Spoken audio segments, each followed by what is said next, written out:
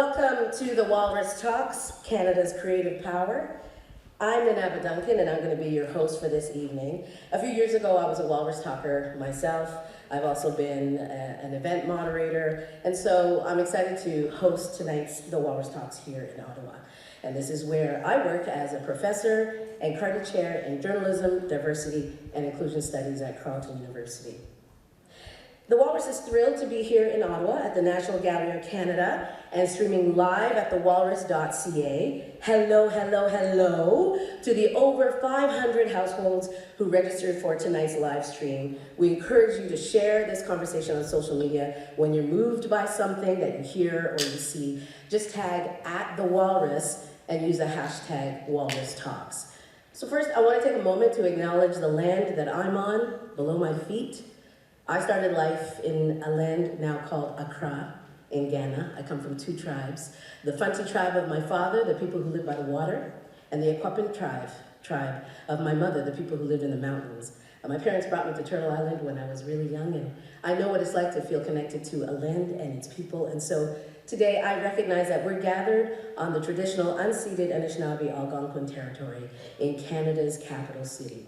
Ottawa is home to many diverse First Nations, Inuit, and Métis people, and we're honored to carry on a tradition of storytelling.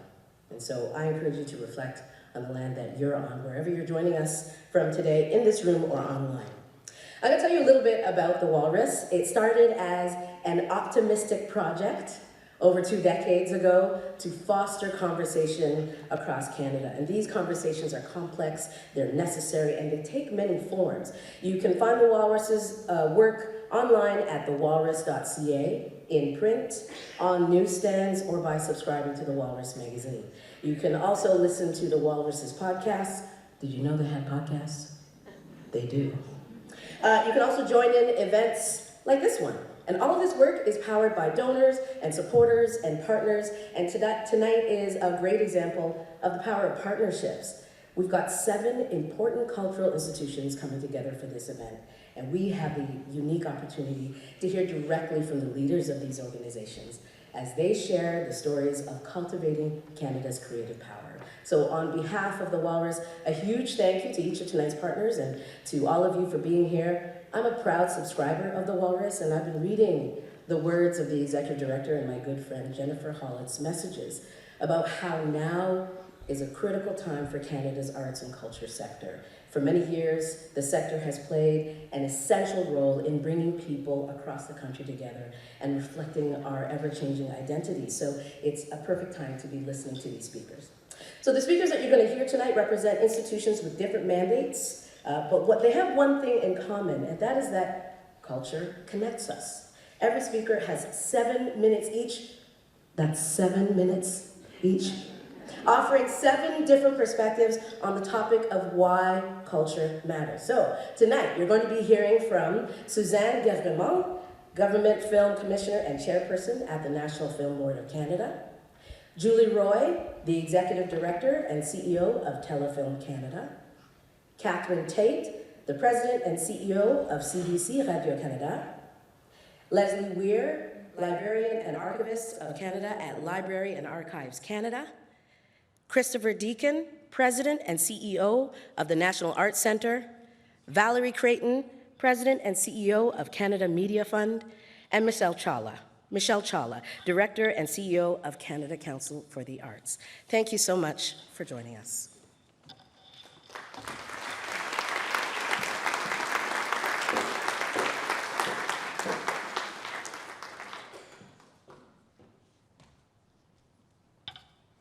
So good evening. My name is Suzanne Guèvremont, Government Film Commissioner and Chairperson of the National Film Board of Canada. Ladies and gentlemen, mesdames et messieurs, a little over 8 minutes. That's how long it took to leave an indelible mark on the world of cinema and to cement the importance of diverse Canadian perspectives. The story is simple. It begins with 2 men reading 2 different newspapers, same front page story, 2 distinctly opposing views of the world. They live happily next to each other, celebrating their differences. until the discovery of a scarce and valuable natural resource. Claims of ownership and greed lead to a dispute, first about who has the right to control this natural resource, and then about the drawing of a border for their respective territories. Sound familiar? The hostility escalates into violence, hatred, and their eventual and mutual self-destruction. The story is a powerful statement on the tragedy of human conflict and the absurdity of war. A statement that is as powerful today as it was when it was first created in 1952. The film is called Neighbors, and it was directed by the one and only Norman McLaren. It is arguably the most celebrated National Film Board production of all time. Winner of the Academy Award for Best Documentary Short Subject, it was added in 2009 to the UNESCO's Memory of the World Heritage Collection, earning its place alongside Gutenberg Bible, the original manuscript of Beethoven's Ninth Symphony, and films such as Metropolis and The Wizard of Oz. This film is both timeless and timely. It revolutionized the cinematic technique of stop-motion animation. Even today, this film remains an extraordinary example of the power of art and storytelling to bring issues to light, to inspire self-reflection, to create spaces for shared experiences. But what does it have to do with the present and future of Canada's creative power? Because Canadian stories matter. Because Indigenous stories matter. Because Canada's collective voice in the world matters. We believe the institutions represented here today play an essential role in strengthening the bonds between people in our country. We believe stories, art, and culture help reflect and shape our identity and contribute to a better understanding of our many communities in ways that are fundamental and vital for our democracy and for the advancement of diversity and social inclusions in our hearts and in our minds. For 85 years, the NFB has enabled Canadians to see and hear each other's story, and over that time, the NFB has won 12 Oscars. No other film organization based outside Hollywood has earned more Oscar nominations than the NFB, 78 in total, and is celebrated and recognized around the world with thousands of awards. One could say we have the best family album ever. De tout temps, l'art et la culture ont créé des espaces communs. We've always created shared spaces. We feel that it is most important to keep these shared spaces. Millions of people can watch a movie at the same time. There's competition, and it is ferocious. Culture needs to adapt to meet their public because a great many things have changed, yet so many others have not. I remember Neighbors. A new generation of Canadians are dealing with universal truths in an environment of war, inequity, and justice. The best way to deal with them is to share these stories that remind us of who we are and why we are here together. The National Film Board has to protect these shared spaces. And to do so, we have to tell our stories, and we have to broadcast our stories. Of course, digital applications matter, but did you know that every year the NFB takes part in more than 5,000 community screenings, and that every day more than 440,000 teachers access our content? We believe in sharing stories. We also believe in sharing the moment. Watching a motion picture as a group is a powerful bonding experience. no matter how we consume culture, it is of utmost importance that we reach Canadians of all generations, from all walks of life, with stories that speak to their hearts and their realities, because their voices count, because platforms are controlled by foreign interests, because the crisis in local journalism is contributing to a loss of contact between citizens. We need to reclaim our narrative. Understanding and learning from others requires all kinds of contact with culture. Documentary films and others are rich forms of cultural discovery and understanding, and so they are extraordinarily relevant. The NFB should be the natural choice for audiences looking for a different perspective, a counterpoint to the instantaneous and the spontaneous, the place where typically Canadian stories are brought to light in French, in English, a place where we have deep understanding. Neighbors. The irony is not lost on me that Neighbors delivers a powerful message without dialogue. Let's challenge ourselves to foster a culture that values dialogue over division, that cherishes social inclusion in every shared space and experience. As we take steps to protect Canadian cultural sovereignty, it's also interesting to note that the version of Neighbors that won the Oscar was not the version McLaren originally created. No. To make that film more palatable to American audiences, McLaren was forced to remove a scene in which the two men fighting over a flower killed each other's wife and child. It wasn't after the atrocities at the end of the Vietnam War that McLaren was able to reinstate the original sequence for American audiences to see.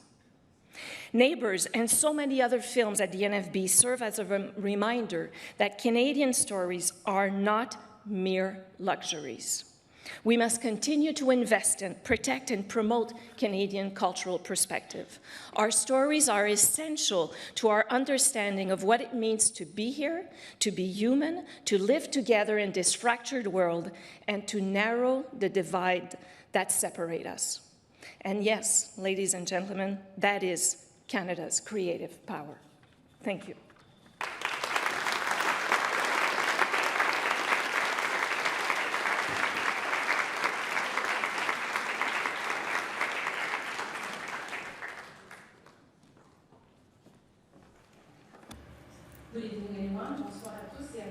Good evening. My name is Julie Roy. I'm delighted to be with you here this evening in the Walrus Talks, and I would also like to say a resounding hello to my colleagues. It is a pleasure and a privilege for us to come together this evening. Each of our organization has its own mandate, but we all complement each other. Together, we contribute to Canadian narrative wherever they may be in this country. We value these stories that say so much about our societies. Our institutions are a mirror, a mic, an antenna, a showcase, a spotlight. And who says spotlight says cinema. And my history with cinema is very personal. My very first job was with the National Film Board, where I spent 29 years. And I've always been passionate since.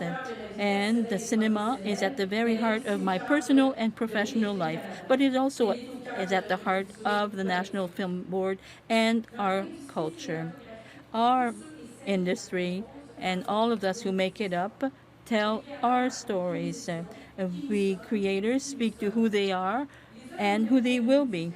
Cinema allows us to differentiate ourselves, but also to better understand. This is what we've called the power of bringing people together with cinema.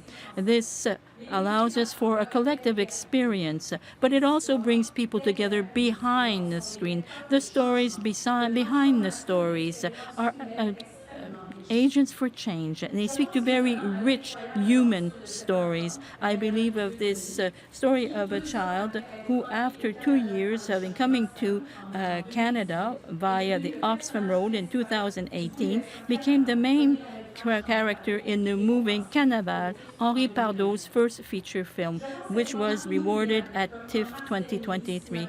I think back to unforgettable moments last March at an event attended by the Governor General here in Ottawa. The film Rue was shown to newcomers to Canada, who then chatted with author Kim Thuy and director Charles Olivier Michaud about the pain of being uprooted and the dream of a new life. Another example is Tao Tak Vo, Sous nos yeux, made by two Inuit women, Carole Kunik and Lucie Tuligarkuk. This is a documentary that follows two Inuit sisters as they heal from domestic violence, which speaks to the impact of the community on the screen. At Telefilm Canada, we help showcase and celebrate stories that reflect the diversity of voices and communities that define our country. This is a priority. It is not only us. The whole of the industry, of the Canadian industry, has a role to play. Culture is at the epicenter of our relationships and collaboration with our partners. Brings people together, nurturing a sense of belonging and helping us grow as a community. Today, more than ever, we need to actively engage with culture to stay connected and appreciate our shared humanity.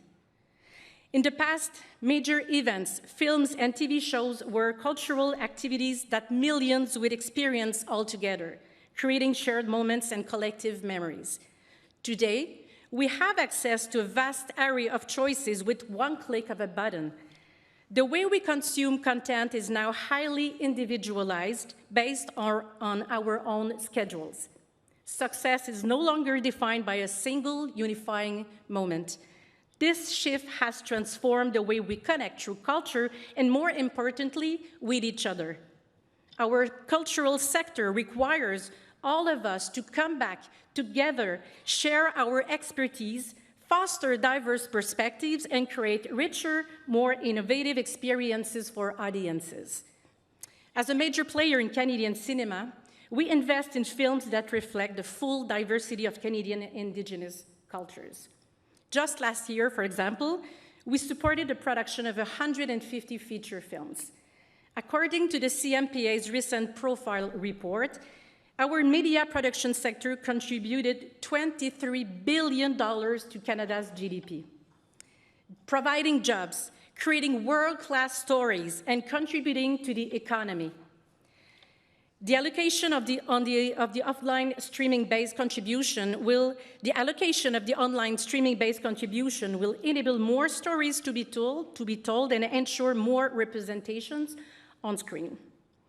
Our sector is dynamic and powerful, but it also can be overwhelming, and we see the urgency of the present moment. Our industry partners and creators need our support during these times of uncertainty, because the work we do is collaborative, and together we are shaping the future. We see our country's filmmakers shine brightly on the global stage. Just look at the filmmaker from Winnipeg, Matthew Rankin. You may know his second feature film, Universal Language. It premiered at Cannes a few weeks ago and made a splash in every national outlet. What is truly fascinating is that this Anglophone filmmaker, who speaks French and Esperanto, made a Persian language masterpiece set in Winnipeg that could be Tehran. And we see that the film resonates with audiences, just like the title of the film. There is something universal in the stories we tell, no matter the language. That is the power of the cinema on the world stage.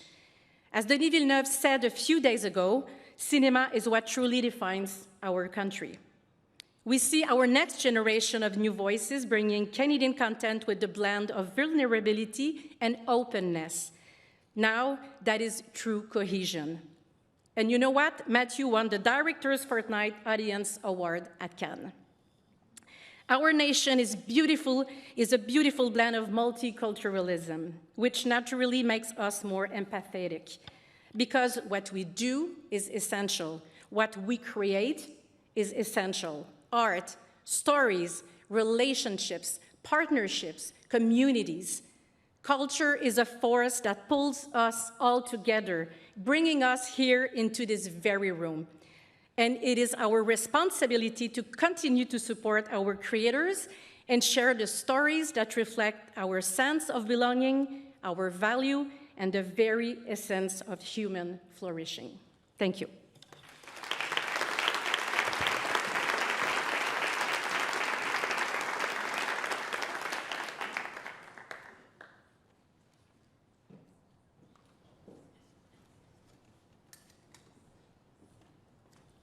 Bonsoir. I'm Catherine Tait. Thank you to all of my colleagues for joining me in this adventure tonight. Before I was president and CEO of CBC Radio-Canada, I was a producer. And the thing I love most about producing is the job of making something out of nothing. Sure, we use scripts, literary works, graphic novels, even video games as underlying material. But at the end of the day, the producer's work is to bring to life a story in a way that reaches through the screen to touch hearts and resonate with audiences. There are dozens of reasons why TV shows and movies click with audiences. But the most important one for me is authenticity. Who are these characters? Are they true to the setting, their jobs, their uniforms, accents, relationships? And who has invited us into this world? And do we trust them to guide us? A couple of months ago, I attended a launch screening in Surrey, BC, for CBC's new series, Allegiance. It was a wonderful evening, which kicked off with young Sikh dancers bursting with energy and pride, because this series is not only shot on location, it's about the location, a police show set in a Sikh community. I'm often asked what's different about CBC or Radio-Canada's shows, and I answer, we're the only broadcaster in the country with the mandate to reflect all Canadians. A series like Allegiance is rooted in truth-telling, featuring a rising Punjabi star, Sumpinder Raik, exploring what it is like for this Punjabi rookie to police her own community.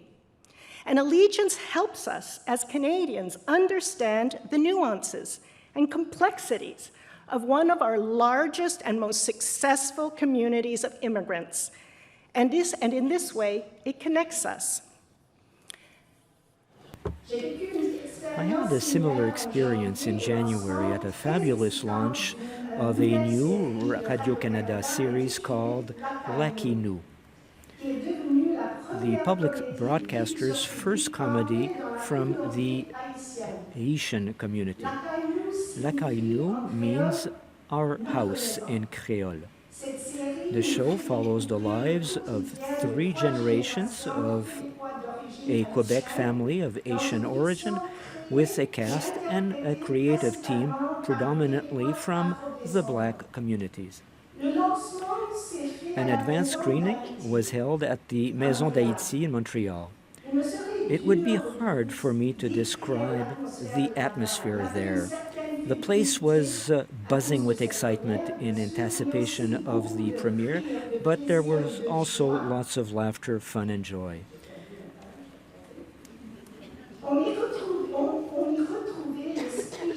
You could feel the human warmth and, above all, the authenticity that makes Lucky Nou so special and explains its incredible success. The series made it all the way to the MIP TV in Cannes and earned a place among the world's top TV productions.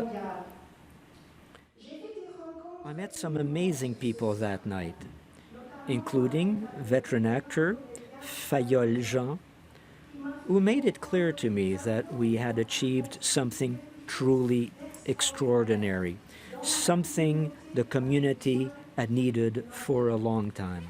So why do these 2 shows connect with Canadians? because the experiences of the many distinct communities in this country, Indigenous, Haitian, Punjabi, Newfoundlander, Western, Northern, is our collective shared experience as Canadians. And if we are true to our authentic experiences, they travel. The author Heather O'Neill recently said of the late, great Alice Munro, the more specific one is as a writer, that's how one finds universality. And the best stories are universal. They capture the zeitgeist and bubble up to everyone's delight. Kim's Convenience, a global TV hit, lives on the London stage today.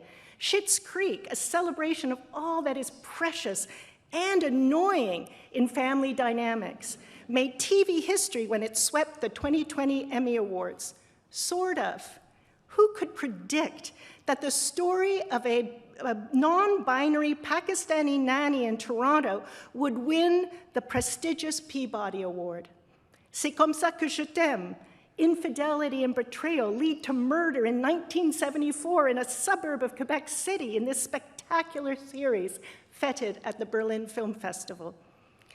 Today, I'm excited by the audacious choices of our programming teams at CBC and Radio-Canada in both French and in English, with groundbreaking series like Bones of Crows, the first drama ever to be produced in English, French, and Cree with our partners at APTN. From 2018 through 2022, your public broadcaster invested $1.4 billion programming dollars in such stories, created by independent producers from coast to coast to coast. And that's not counting all the programming we commission and produce in radio, podcasting, and news and information. Here's a fun fact.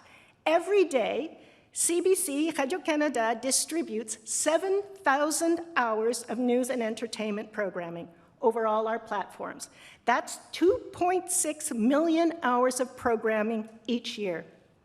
Canadian stories, rooted in the realities of place, but also displacement and migration, intergenerational trauma, but also family love. These tell us who we are. Unique, yet universal. Stories that connect us to each other and to the world. Merci.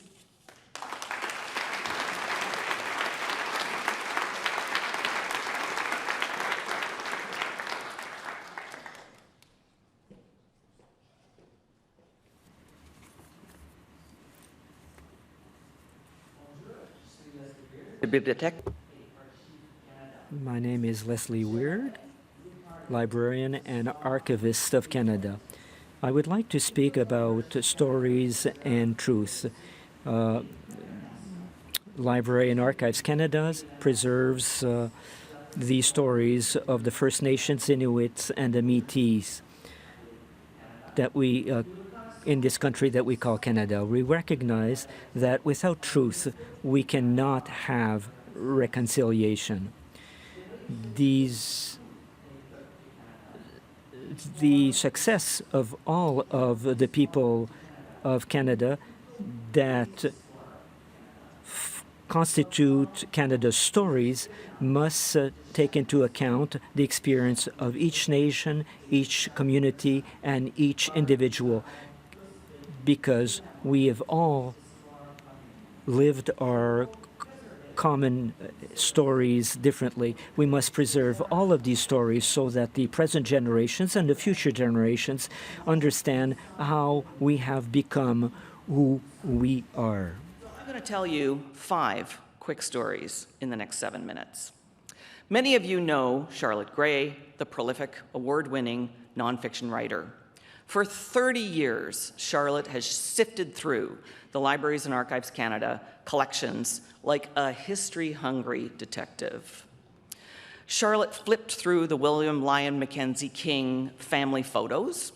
She dug into Susanna Moody's letters and uncovered gold rush tales of the Yukon.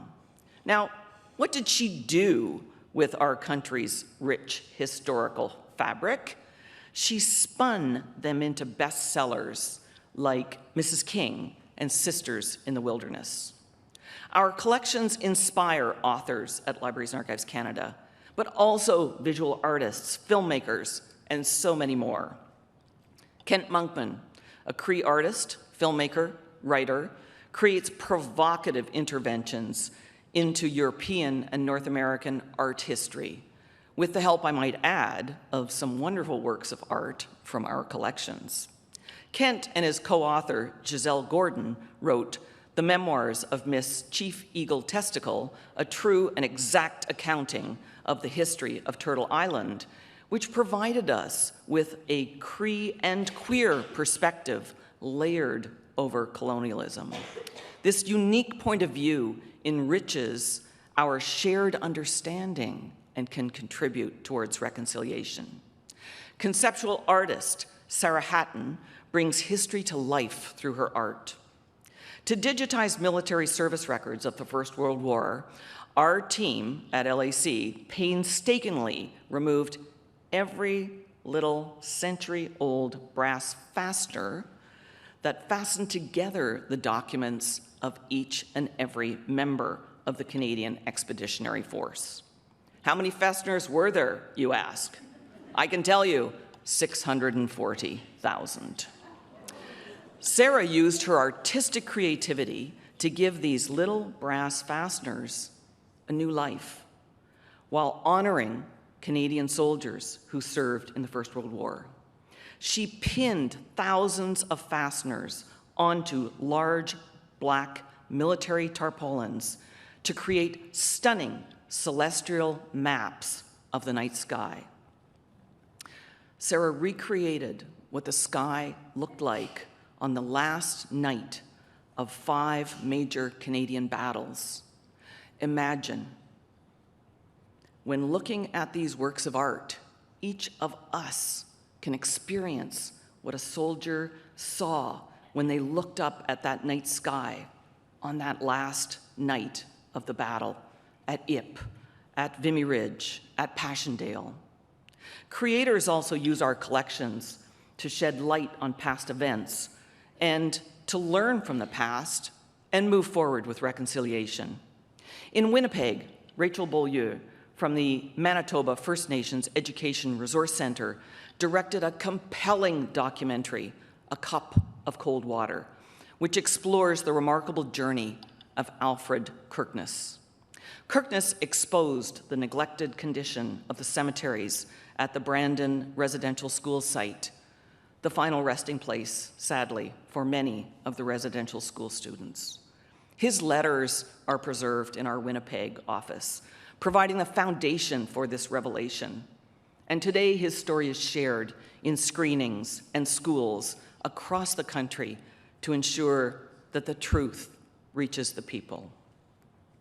On July 1st, 1923, Canada passed the Chinese Exclusion Act, which banned virtually all Chinese immigrants from coming to Canada for 24 years, separating many, many men from their families in China, while requiring all people of Chinese descent, even those born in Canada, to register with the federal government. On this, the 100th anniversary, the community is commemorating this racist act against Chinese Canadians by exposing the truth through visual and spoken word art, exhibits, and the opening of the Chinese Canadian Museum in Vancouver. Internationally renowned local digital media artist Eric Chan, aka Ip Man, explored his own family connection through his mural for the exhibit The Paper Trail, a history of the Chinese Exclusion Act in Canada at the Canadian Museum of History. He uses images of the original immigration certificates to underpin the importance of the physical objects themselves. History is more than just words on a page. It is more than just books, drawings, or maps stacked in vaults or even in museum showcases. Everyone is the author of their own story. Within the vast heritage of our past, individuals can discover stories to broaden their perspectives, enrich their understanding, and unleash their creative powers. J'espère que nous I hope that we'll be able to continue sharing these stories and hearing new ideas, whether they be expressed in books, works of art, films, songs, or other forms selected by creators. In order to do that, at Library and Archives Canada, we must preserve and make accessible all of our historical documents that truly represent our past. More than ever, it is the time for us to act in order to counter disinformation facilitated by AI that can be used to rewrite our past.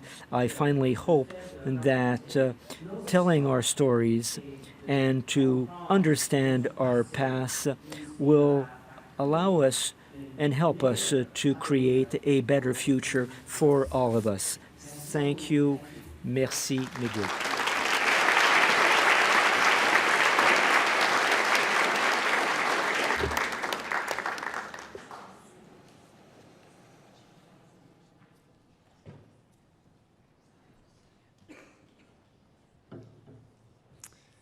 Good evening, bonsoir.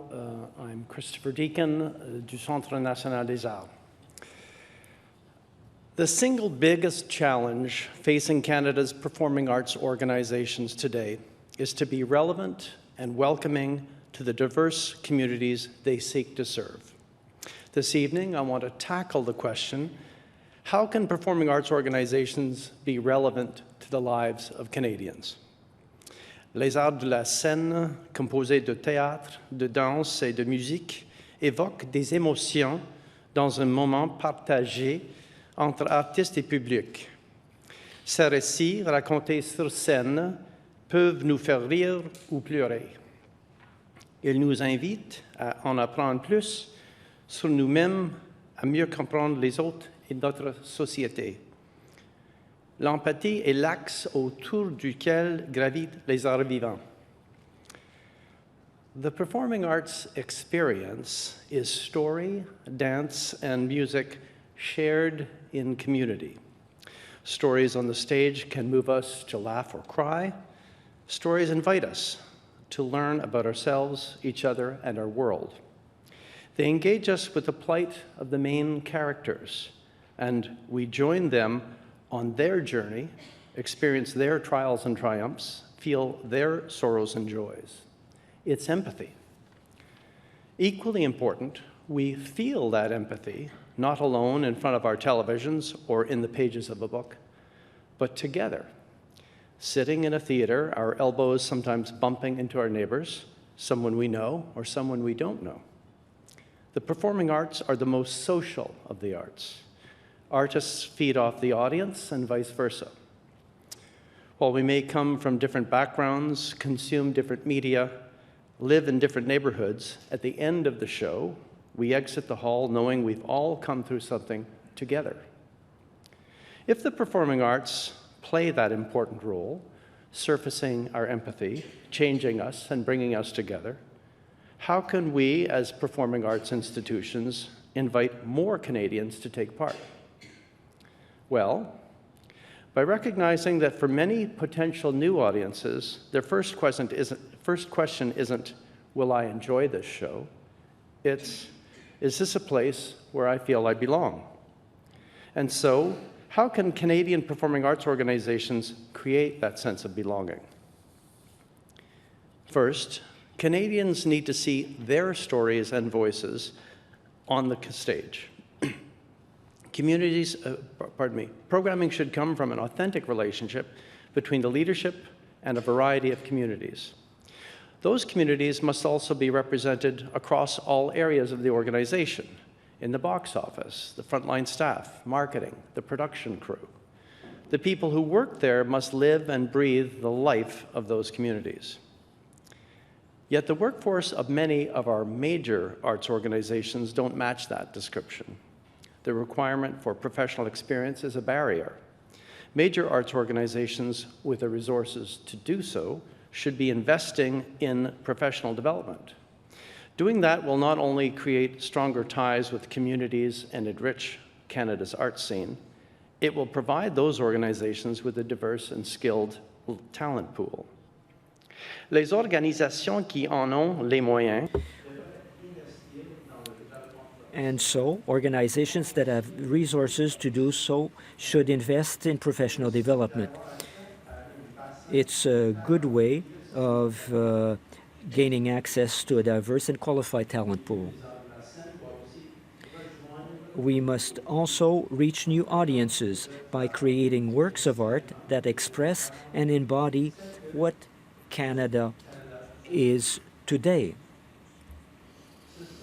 These are the stories that Canadians want to hear, that the whole world wants to hear. Stories that, through the power of their presence on stage, tell new audiences that, yes, this is a place for them. A perfect example of stories Canadians are craving, that the world is craving, that express and embody what Canada is today, is Mahabharata by Toronto's Why Not Theatre. It brings to life the 4,000-year-old Sanskrit tale and features a cast comprised entirely of performers from the South Asian diaspora. The National Arts Centre's Creation Fund invested in this extraordinary production, which debuted at the Shaw Festival in March 2023. In October, it enjoyed a practically sold-out run at the Barbican Centre in London, England, won rave reviews, and attracted a highly diverse audience. It's an ancient story and a Canadian story, and I hope you will come to see it on our stage next spring. At the National Arts Centre, we are on a journey, working to engage with new audiences and inspire that sense of belonging.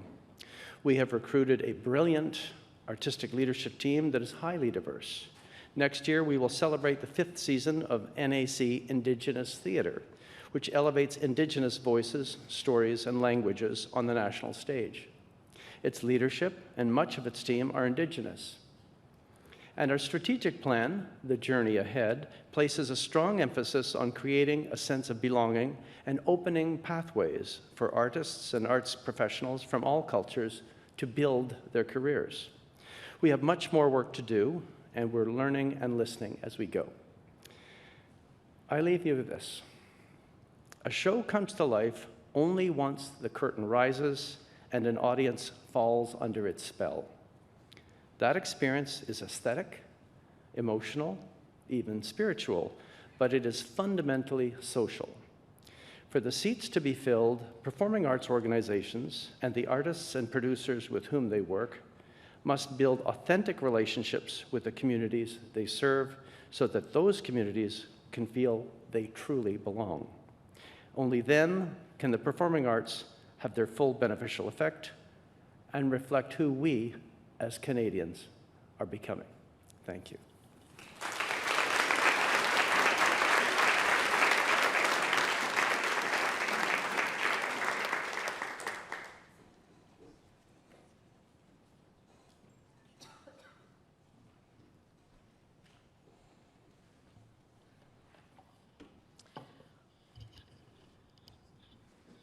Good evening, everyone. Bonsoir à tous. I have the privilege and pleasure of serving as the President and CEO at the Canada Media Fund. The CMF is the largest fund in Canada that supports the development, production, and promotion of Indigenous and Canadian content across all audiovisual platforms, primarily television, but also film, video games, and immersive entertainment. So think of series like Orphan Black, Schitt's Creek, Pour Toi Flora, Le Bye Bye, Stat, Children Ruin Everything, well, at least mine did, and hit video games like Dead by Daylight, Rainbow Billy, and Ravenlock. So Canada's creative power is more than just the title of this talk. Canada is a creative powerhouse. So what is it that explains the sheer creative power of a relatively small country neighboring the most powerful culture manufacturer and exporter in history? Well, it's a word we've heard a lot tonight: authenticity. That's the source of our creative power. Amidst a media glut and countless voices vying for attention, authenticity is the edge that helps our stories break through. It's Canadian creators reflecting the diverse, multifaceted nature of our society. It's how our storytellers transcend borders and connect with audiences everywhere. It's why Canadian culture matters. Demonstrated proof is Montreal-produced series Transplant. Medical dramas have been long ahead of the curve in terms of on-screen representation. This one's no exception. Led by a diverse cast and writing room, it's sold in more than 170 territories and averaged nearly 3 million viewers per episode in the US. The show employed writer Anar Ali, who then went on to create CBC's new political police procedural Allegiance, a Surrey-based BC series following the South Asian cop that Catherine talked about. Alberta-based Heartland has been running for a staggering 17 seasons, a record for a one-hour Canadian drama. It's watched in over 120 countries and is the only Canadian series to make the overall top 15 TV series watched by Americans across streaming platforms. If there's Americans in the crowd, please stand up. The quintessentially Toronto series Sort of, about a gender-fluid millennial who straddles various identities, garnered 68 nominations and 30 awards, including Canadian Screen Awards, Cannes Diversified TV Awards, and, as Catherine mentioned, no less than a Peabody. The authenticity of the first Quebec series with the majority black cast, like I knew, no, I'm not totally supporting the CBC on everything I say, Catherine. There's a few others out there, has been delighting Quebec audiences. And of course, Little Bird, which follows the story of Bezig Little Bird, an Indigenous woman who was taken from her family during the 60s scoop and adopted into a Jewish family.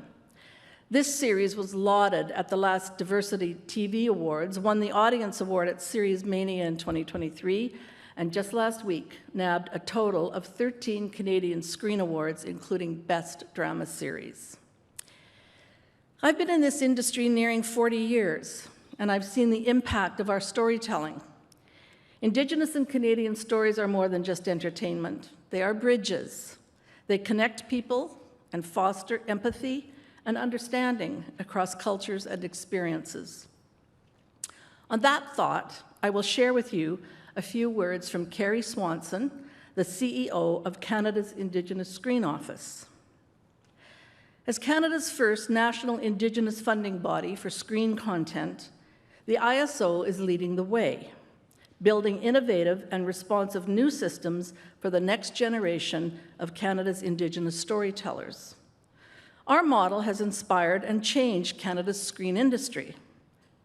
Changing systems in this country requires a monumental effort, and we have demonstrated that we know the way forward. The international success of our storytellers is a testament to that knowledge.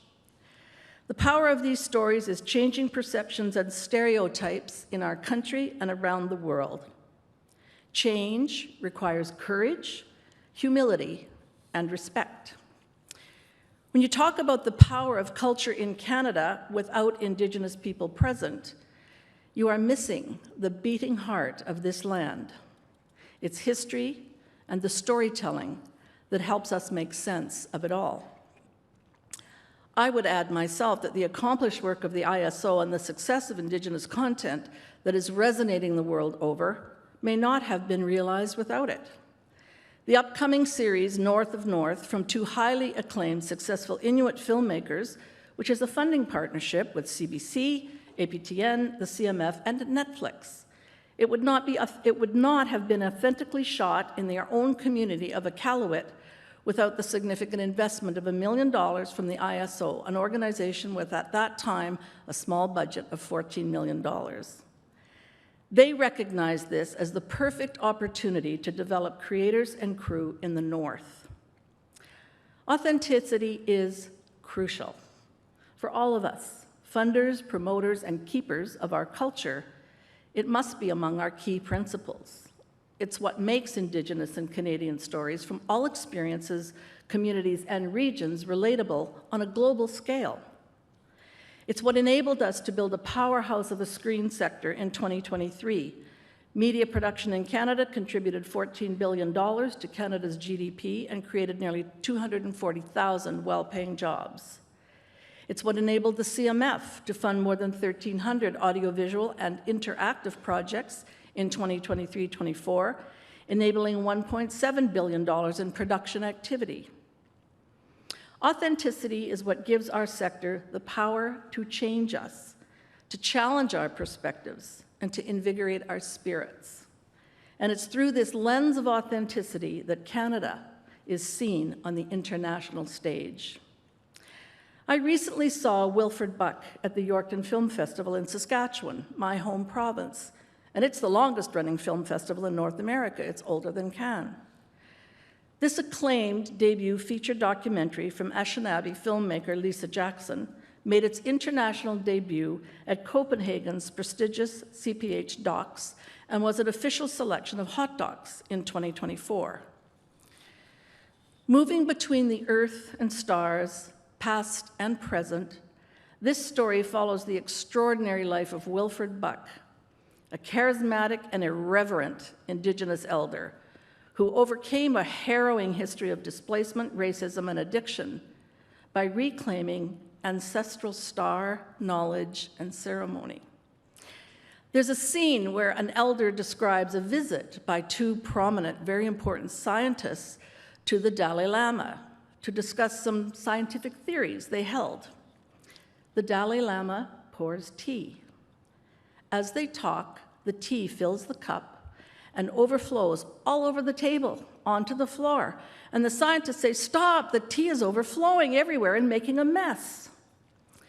Well, the Dalai Lama replies, saying something like, and this is not a quote, "Well, and so it is with your mind. So full of research, ideas, your daily work, your mind is overloaded, and you cannot see the answers to your questions. It's overflowing, like the tea. Come back when your mind is empty to receive." This documentary profoundly impacted my heart and my head, and I promised myself I would find a way to empty my mind to be able to receive what is not familiar and hold on to the belief that Wilfred Buck showed us, that all of our ancestors are all in the stars, as it's where we too came from. As we soon become consumed with the landscapes across the border and in our incredible country in the next months and years, watch when you can. See and feel these stories that remind us of who we are, where we come from, and often help us to see what the future might look like. Our storytellers keep us whole, allow us to transcend the daily grind and find again the things inside us that we may have lost. Thank you.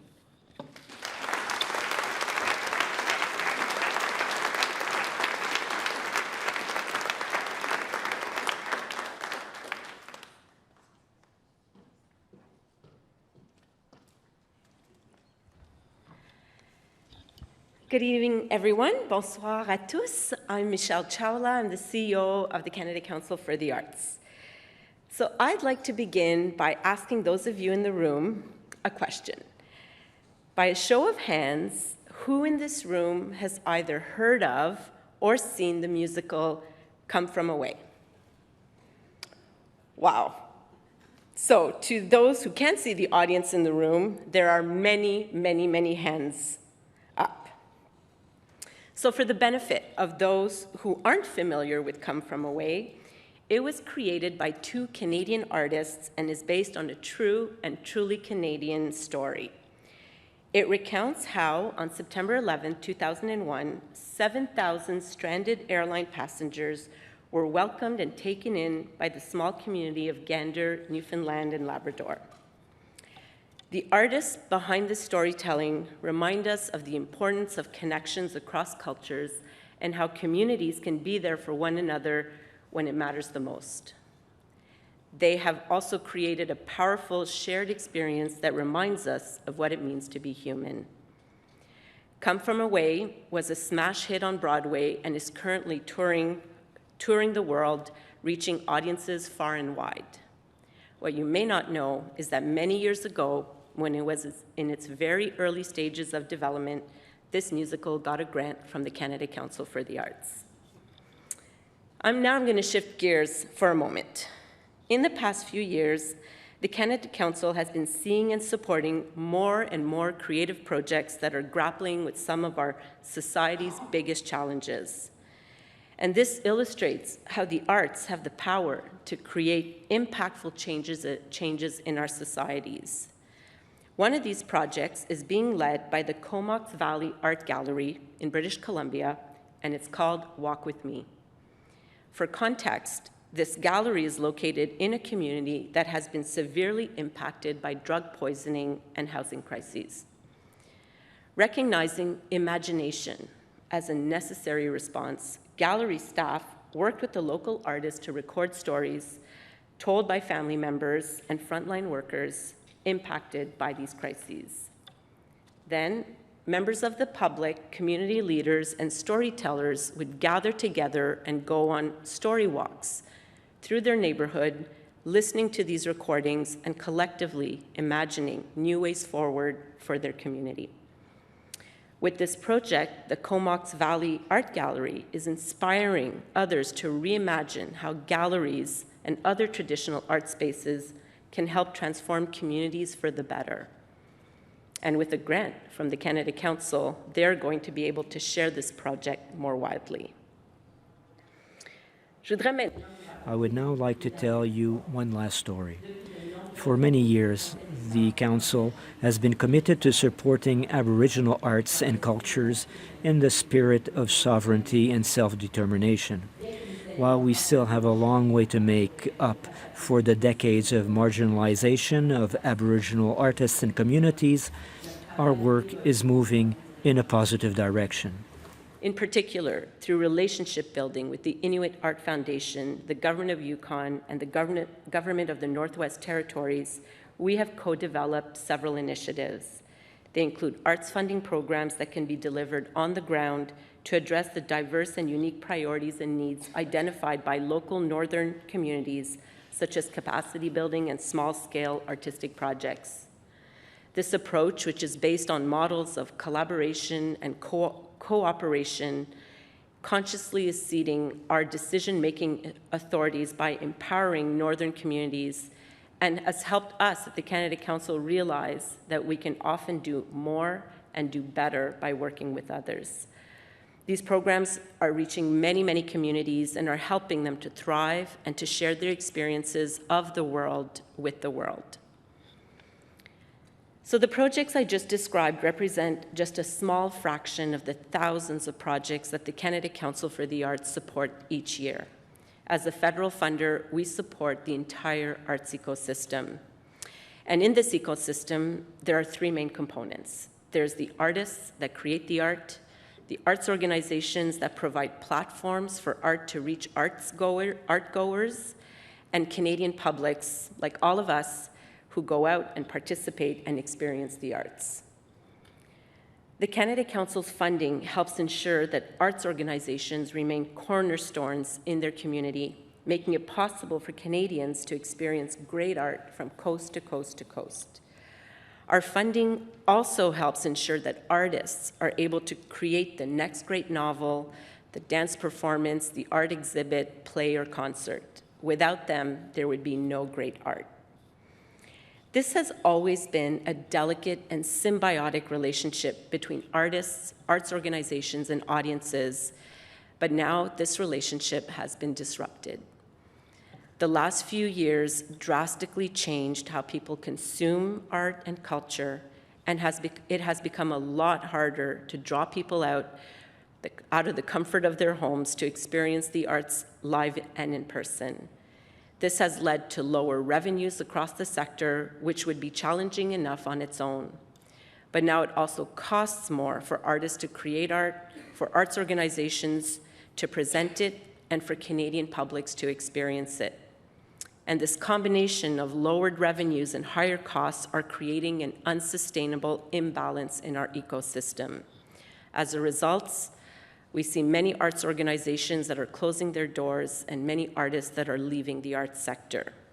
So without ongoing, critical, sustainable funding for the arts, we need to consider what impacts will be on our regions, on our cities, and on our communities. What will this mean for our future?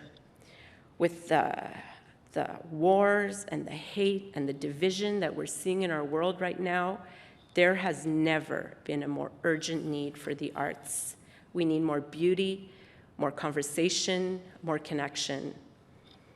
I'm going to go back to my first question, and I'm going to quote a few lyrics from Come From Away. You are here at the end of a moment, at the end of the world. You are here on the edge of the ocean where the story ends. So I want to leave you with one final question. Instead of letting the story end, where do we want the story to go? And I, for one, know that we need the arts to help tell our stories, to remind ourselves of our shared humanity, and to collectively build a vision for the future. Thank you. Merci.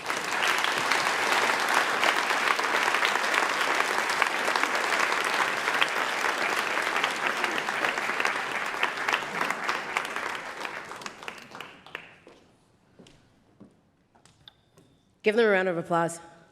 That was great. You reminded us how much arts and culture matters in this country. Thank you so much. All of you did really well.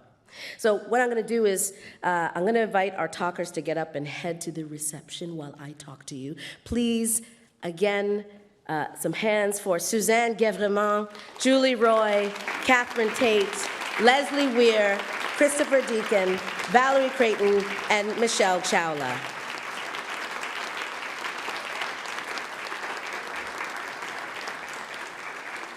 So now you get to hear me talk. I'm going to talk about Walrus stuff, not like my own personal stuff. So if you enjoyed tonight's event, the Walrus Talks is going to be back this fall season with more. Sign up for the Walrus newsletter when you visit the table in the reception, or you can stay in touch by opting into the newsletters through the follow-up email, which is going to land in your inbox tomorrow. Subscribe to the Walrus. There's a special offer for anyone in the room. A full year subscription to the Walrus, 8 issues delivered to your door for $25. Visit the Walrus table and you will get signed up there. The Walrus is home to Canada's community-supported conversation, and that means their journalism and events are made possible by people like you. Unlike other journalism organizations, the Walrus is a registered charity with an educational mandate.